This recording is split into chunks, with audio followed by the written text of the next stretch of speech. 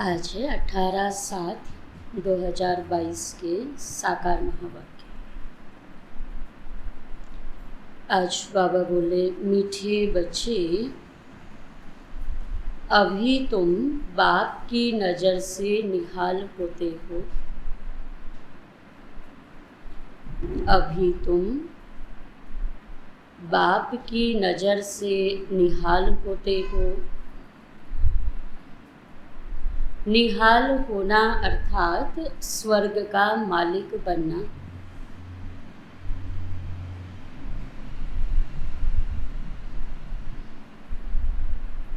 प्रश्न है आज का, और संग तोड़ एक संग जोड़। और संग तोड़ एक संग जोड़, इस डायरेक्शन को अमल में कौन ला सकता है?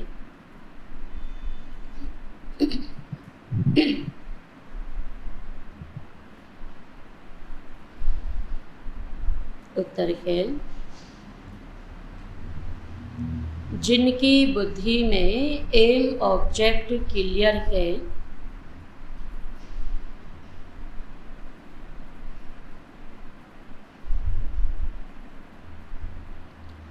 तुम्हारी एम ऑब्जेक्ट है मुक्ति धाम में जाने की।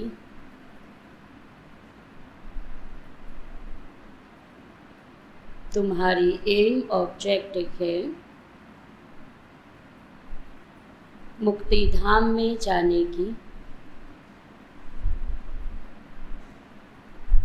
उसके लिए शरीर से भी बुद्धि योग निकालना पड़े।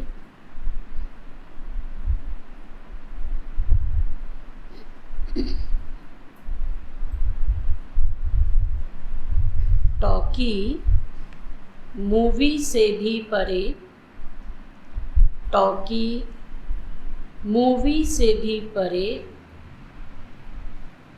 साइलेंस में रहने का अभ्यास करो।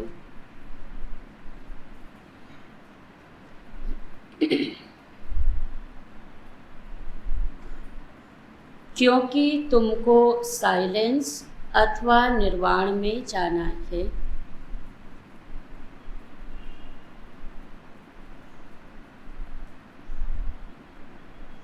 क्योंकि तुमको साइलेंस अथवा निर्वाण में जाना है।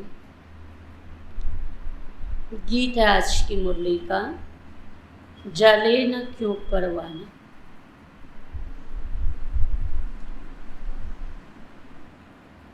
ओम शांति। बच्चे जानते हैं हम किसकी नज़र के सामने बैठे हैं? तुम अपने पारलौकिक परम पिता परमात्मा की नज़र के सामने बैठे हो।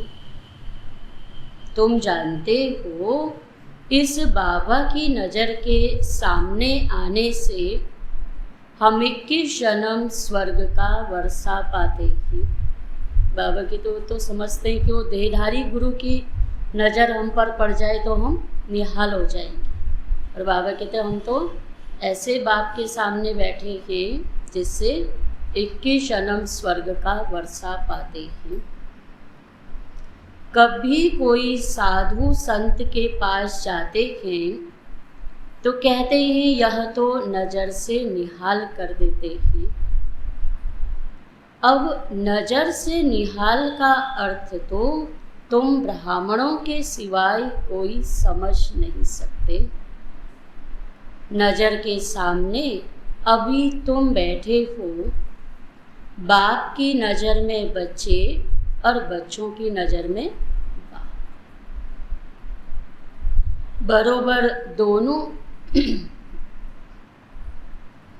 बरोबर दो अक्षर सुन रहे हो, मुझे निरंतर याद करो तो तुम निहाल हो जाएंगे और स्वर्ग के मालिक बन जाएंगे। बाबा की अल्फ और बे दो ही अक्षर। तो बरोबर सेकंड में नज़र से निहाल कर मुक्ति और जीवन मुक्ति दे देते हैं। तो वह है निराकार परम पिता परमात्मा। जानते हैं कि यह हमारे बच्चे आकर बने हैं और जिनको पक्का निश्चय है कि हम परम पिता परमात्मा की संतान हैं, तो वह जरूर स्वर्ग के मालिक बने। बाबा कहते हैं सीधा सीधा स्वर्ग का मालिक बनने के लिए क्या निश्चय हो कि यही तो हमारा पिता है। तो नज़र से निहाल भी होना है और स्वर्ग के मालिक भी बनना है। तो स्वर्ग में है बादशाही, यहाँ सब नर्क के मालिक हैं, अर्थात नर्क के निवासी हैं। तो उसमें भी नंबरवार पद है। भल अभी राजा ही नहीं है, परंतु वह भी दिल में समझते हैं ना कि हम जयपुर के मालिक थे। लिखते भी हैं महाराजा ऑफ जयपुर, महाराजा ऑफ पटियाला। बाबा के तो उनके वंश तो जो वंशज है उनके जो चला आ रहा है ना, कुल तो उनका चला ही आ रहा, भले ही अब राजा वाला सिस्टम नहीं बचा।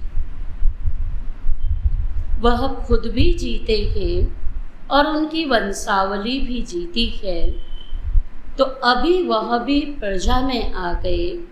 अब तुम जानते हो हम श्रीमत पर फिर से दैवी स्वराज्य स्थापन कर रहे हैं। तो बाप ने समझाया है यही भारत पावन था और अभी यह पतित बन पड़ा है। तो तुमको अभी तीसरा नेत्र मिला है। आत्मा जानती है कि अभी हम एक परम पिता परमात्मा को याद करते हैं और उनसे ही वर्षा लेते हैं।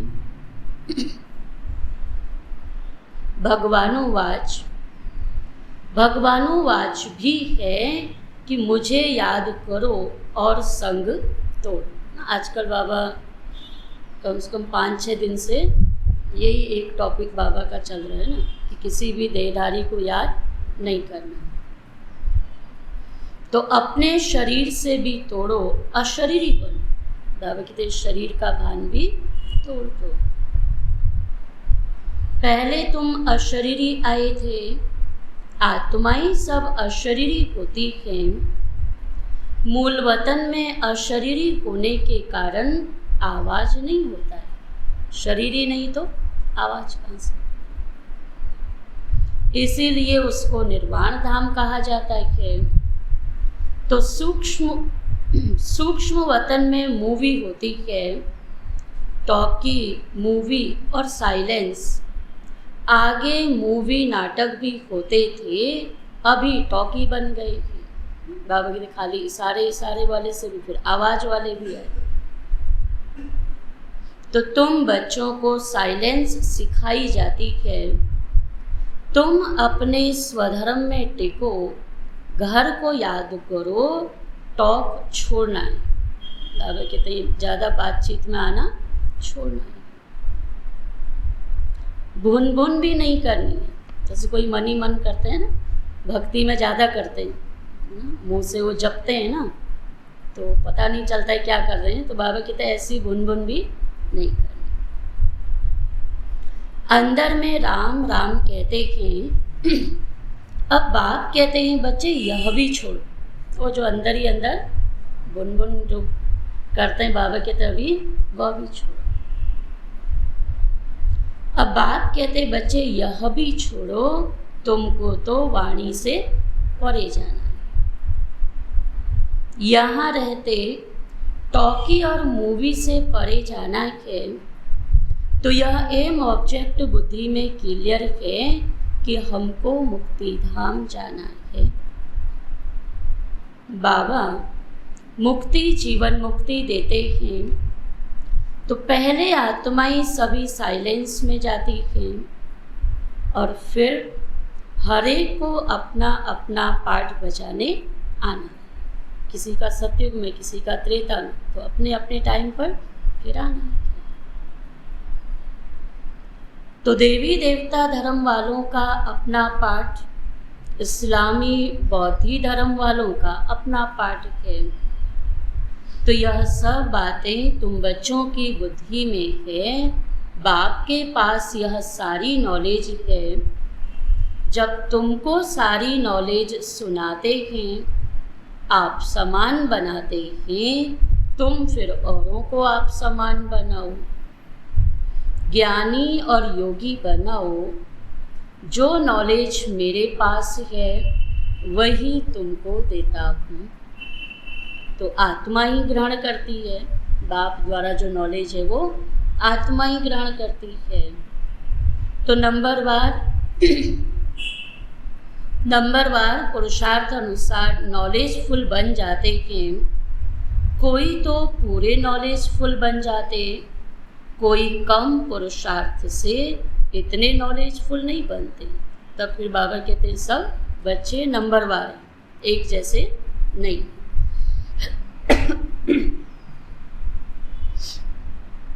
तो बाबा कहते एम ऑब्जेक्ट तो यही लक्ष्मी नारायण है।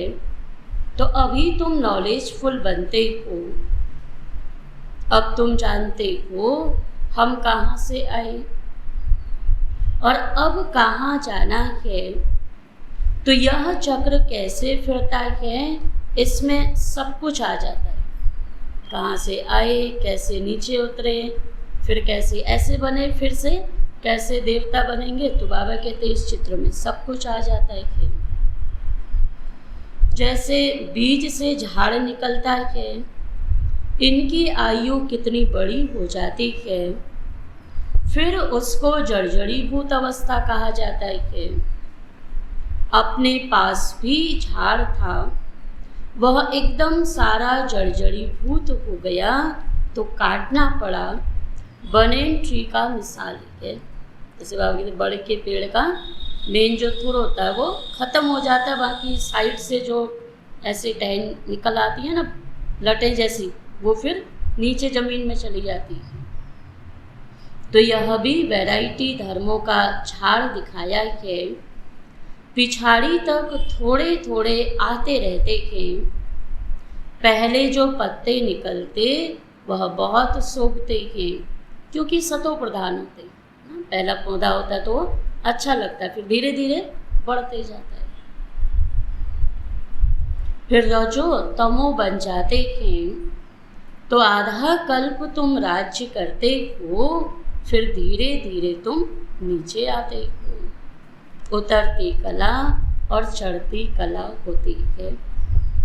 चढ़ते तो फट से हैं, पूरी राजधानी स्थापन होने में थोड़ा समय तो लगता है।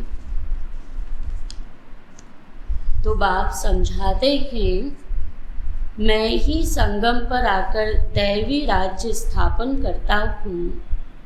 सूर्यवंशी और चंद्रवंशी घराना अभी ही स्थापन होता है, जो फिर नई दुनिया अमरलोक में आकर राज्य भाग्य करते हैं। तो इसको ही संगम युग कहा जाता है। दूसरा कोई संगम पर नहीं आता, सिर्फ एक बाप ही आते हैं। तो यह बात कोई शास्त्रों में नहीं है कि फिर से कब आता हूँ, कि कब बाबा आता है और फिर से कब आएगा। ये बाबा कहते किसी शास्त्र में नहीं। तो यह कोई को पता नहीं पड़ता है, यह सिर्फ तुम बच्चों को पता पड़ता है। कल्प कल्प यह पाठ चलता है। तो सारा झाड़ पुराना होता है और फिर संगम पर इनका फाउंडेशन लग रहा है। अभी फिर से नए झाड़ की तैयारी हो रही है। तो यह है पतित दुनिया और सत्युग है पावन दुनिया। गाते भी हैं कि हम पतितों को पावन बनाने के लिए आओ। अब सभी पावन बन रहे हैं, फिर जब आएंगे तो पावन ही होंगे। सत्युग में जब आत्माएं आएंगी तो पावन ही आएंगी। परंतु सबको तो इकट्ठा नहीं आना है। तो बाप कितनी अच्छी रीति समझाते, नंबरवार जैसा जैसा पाठ पुरुषार्थ वैसा वैसा पाठ बचाने आएंगे। तो बाप कितना अच्छी रीति समझाते हैं। अभी यह प्रिंसिपल बैठा है तो क्यों ना यह नॉलेज सबको देनी चाहिए, तो सब जान जाए कि वर्ल्ड की हिस्ट्री ज्योग्राफी क्या है और यह कैसे रिपीट होती है। यह किसी को पता नहीं। गॉड इज वन, कि भगवान कहते हैं भले ही कि भगवान एक है, लेकिन बाबा कहते इसको जानते नहीं है कि भगवान एक है और कोई क्रिएटर है नहीं, ना ऊपर कोई दुनिया ना नीचे कोई दुनिया। पाताल लोक कहते हैं ना, स्वर्ग कहते हैं, फिर एक पाताल लोक। बाबा कहते हैं लोक यही है जो है, बाकी ऊपर तो सूक्ष्म वतन, फिर उससे ऊपर मूल वतन जहाँ आत्मा ही रहती है। मनुष्यों का पाठ तो केवल यही चलता है ना, स्वर्ग का पाठ भी यही और नर्क का पाठ भी यही। तो बाबा कहते हैं कि और तो कोई दुनिया है नहीं, परंतु वहाँ किसी की राजधानी। बाबा कहते यह जो कहते हैं आकाश पाताल, यह सब गपोड़े हैं। समझते हैं स्टार्स के ऊपर भी दुनिया है, परंतु वहाँ किसी की राजधानी नहीं। बाबा प्रिंसिपल बच्चों को पढ़ाते हैं, कहते हैं कि जो अच्छे स्टूडेंट हैं उनको यह हिस्ट्री ज्योग्राफी समझाओ, गवर्नमेंट को भी अप्रोच करो, बड़े बड़े ऑफिसर्स को समझाओ, परंतु बड़ी युक्ति से समझाना है। अब वो ऑफिसर्स शिव बाबा कह के थोड़ी समझेंगे, तो उनको उन्हीं की तरह समझाना है कि जैसे वो भगवान को स्वीकार कर सकते हैं, परमात्मा निराकार है, इस बात को मान सकते हैं, वैसे ही उनको बताना है। तो बाबा कहते हैं परंतु बड़ी युक्ति से समझाना है कि सतयुग में आदि सनातन देवी देवता धर्म की राजधानी थी, जिन्होंने फिर उन्होंने यह राज्य कैसे प्राप्त किया। शास्त्रों में दिखाया है देवताओं और दैत्यों की लड़ाई लगी, फिर भी राज्य किसी ने नहीं। बाबा कहते क्या दिखा दिया कि केवल लड़ाई। फिर देवताओं ने जीत लिया। महाभारत की लड़ाई एक ही, बाबा कहते महाभारत की लड़ाई एक ही लगती है, उसके बाद फिर कोई लड़ाई नहीं लगती। ये महाभारत की लड़ाई को भी क्या दिखाया कि राज्य तो किसी ने भी नहीं लिया, तो महाभारत की लड़ाई में राज्य नहीं है, राज्य तो उसके बाद है। तो बाबा कहते हैं स्कूलों में बच्चों को यह नॉलेज दो, कोई इन्वेंशन निकलती है तो पहले राजा को दिखाते हैं, फिर उन द्वारा वृद्धि को पाती है, तो यह आत्मा को सृष्टि चक्र के आदि मध्य अंत का ज्ञान मिलता है, जिससे 21 जन्मों के लिए चक्रवर्ती राजा बनते हैं। तुम्हारे में भी बहुत हैं जो पढ़े लिखे नहीं हैं। बाबा कहते बहुत अच्छा है, दुनिया भर का दिमाग तो नहीं खपाना पड़ेगा ना। बाबा कहते नहीं पढ़ा तो बहुत अच्छा है।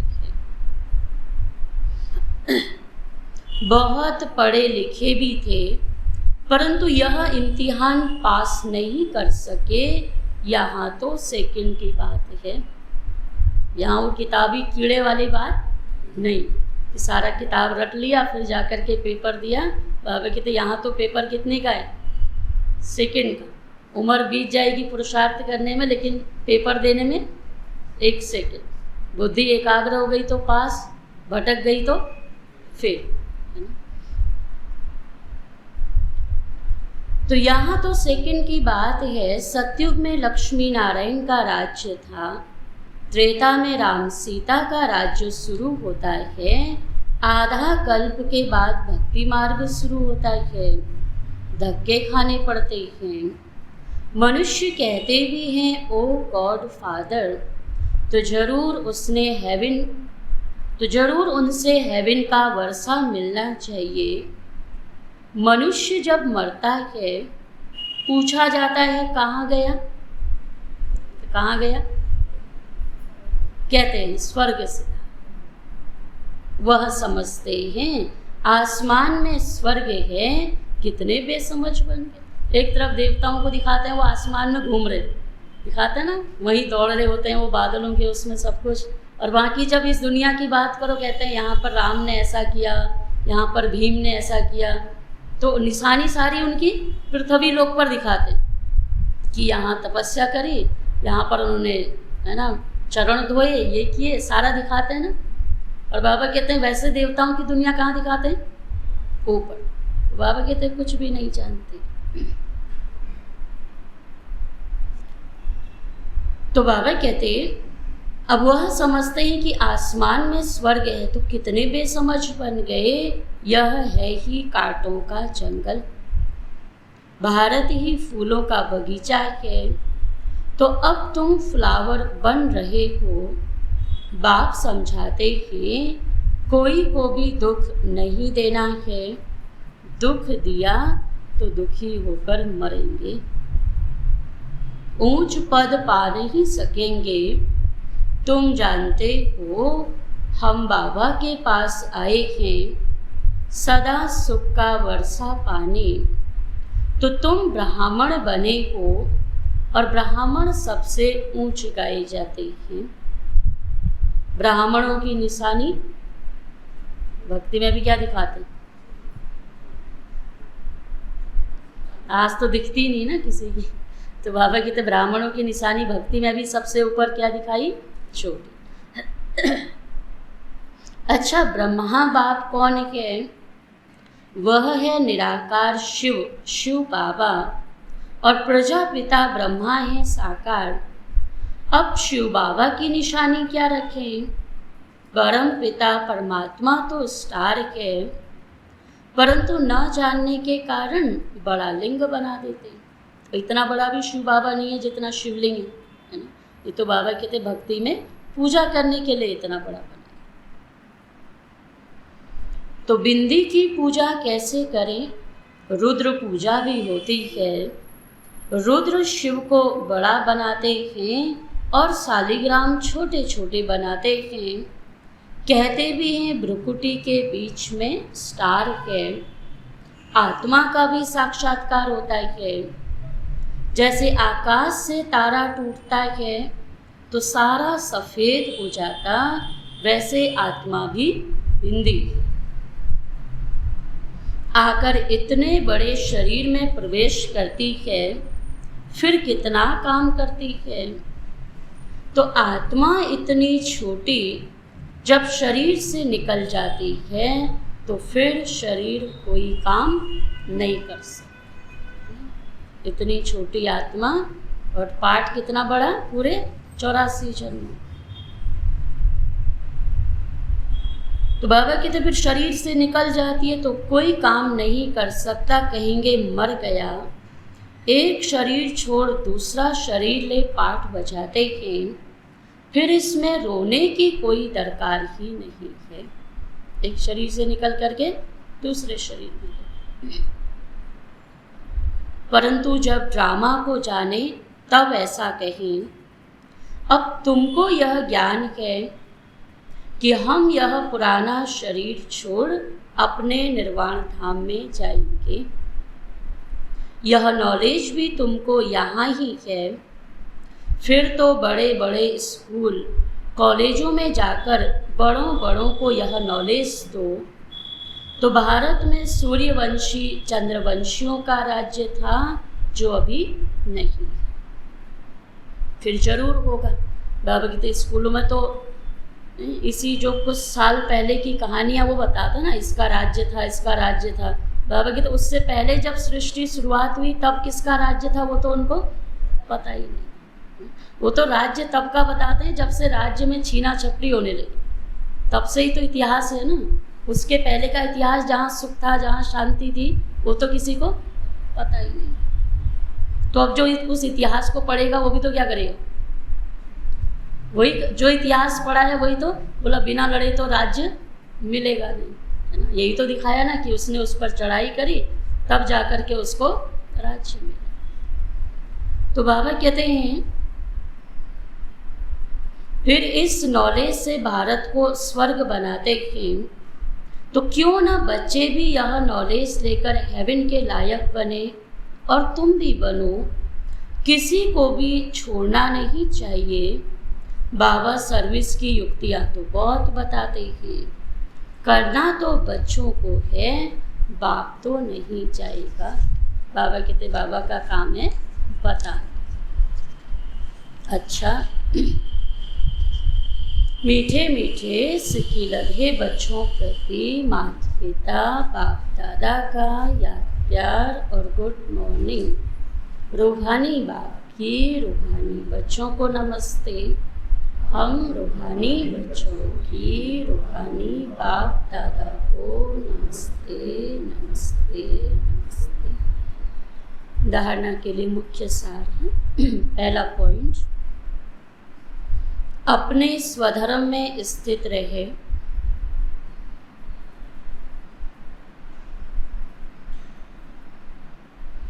अपने स्वधर्म में स्थित रहे, साइलेंस का अनुभव करना है।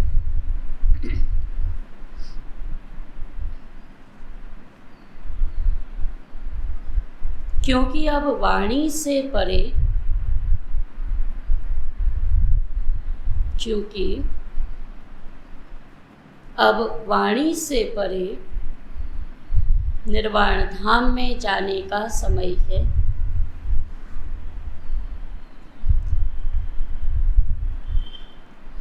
अपने स्वधर्म में स्थित रहें, साइलेंस का अनुभव करना है, क्योंकि अब वाणी से परे निर्वाण धाम में जाने का समय है।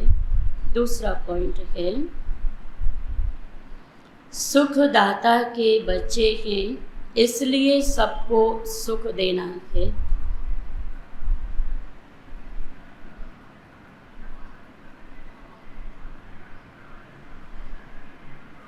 किसी को भी दुख नहीं देना है। किसी को भी दुख नहीं देना है। सच्चा फ्लावर बनना है।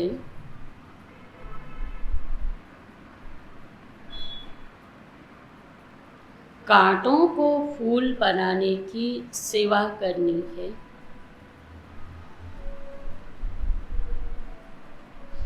कांटों को फूल बनाने की सेवा करनी है। वरदान के आज का, सर्व शक्तियों से संपन्न बन।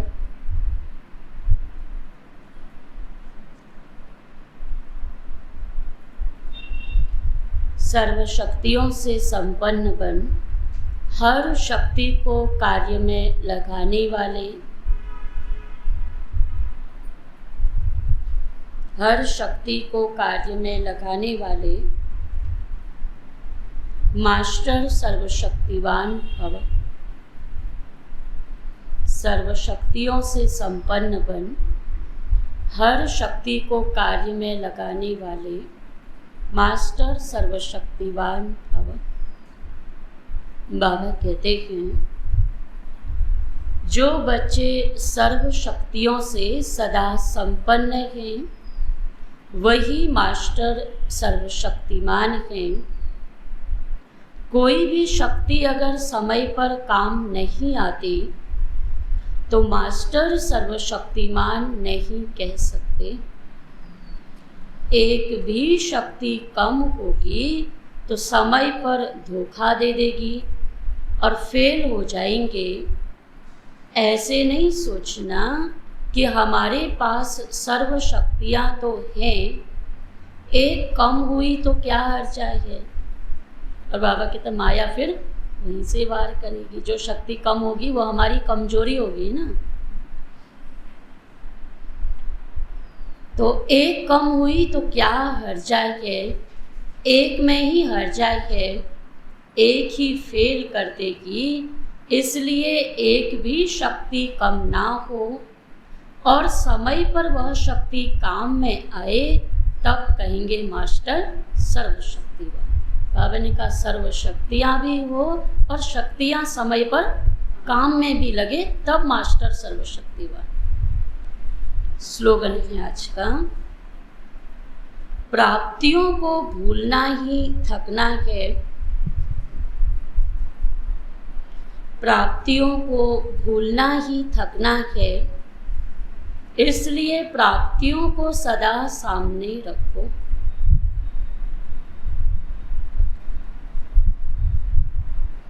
प्राप्तियों को भूलना ही थकना है, इसलिए प्राप्तियों को सदा सामने रखो। मातेश्वरी जी के अनमोल महावाक्य हैं।